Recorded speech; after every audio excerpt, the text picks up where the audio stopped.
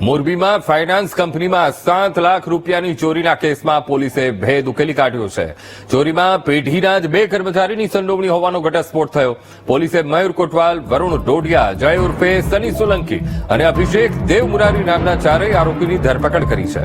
તો પેઢીના કર્મચારીઓએ જ કંપનીમાં રૂપિયા હોવાની ટીપ અને ઓફિસની ડુપ્લિકેટ ચાવી બનાવીને આપી હતી. આરોપીઓ લાઇટ માઇક્રો ફાઇનાન્સ નામની પેઢીનું શટર તોડીને અંદર ઘૂસ્યા હતા અને પેઢીમાંથી 7 લાખની રોકડ, બાઇક અને મોબાઈલ સહિત 8 લાખથી વધુના મુદ્દામાલની ચોરી કરી હતી.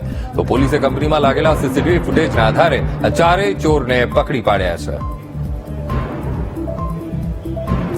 તો આજ મુદ્દે સંવાદદાતા હર્નિશ ફોનલાઈન પર. હર્નિશ, આખરે ફાઇનાન્સ કંપનીમાં જે 7 લાખ રૂપિયાની ચોરી થઈ હતી એ કેસમાં પોલીસને સફળતા મળી છે. પોલીસે આરોપીઓની ધરપકડ કરી છે અને ઘણી બધી વિગતો સામે આવી છે. હર્નિશ, જરૂરી અંકુર વાત કરીએ તો મોરબીમાં ફાઇનાન્સની ઓફિસમાં થયેલ રોકડા 7 લાખની ચોરીનો ભેદ છે પોલીસે ઉકેલી દીધો છે. ઓફિસમાં મૂકવામાં આવેલ સીસીટીવી કેમેરામાં ચોરીની ઘટના છે કેદ થઈ ગઈ હતી, તેને લઈને અને પોલીસે શોધખોળ હાથ ધરી હતી.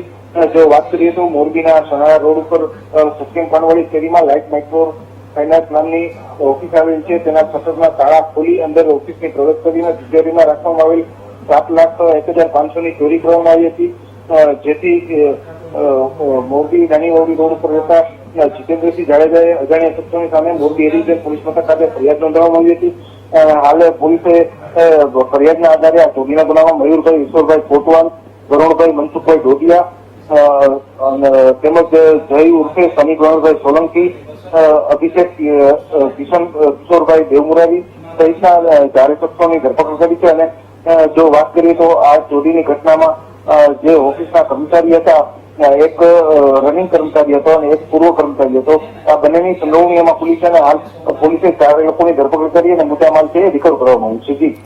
જી બિલકુલ હર્નિશ, સમગ્ર માહિતી સાથે જોડાવા બદલ આપનો આભાર.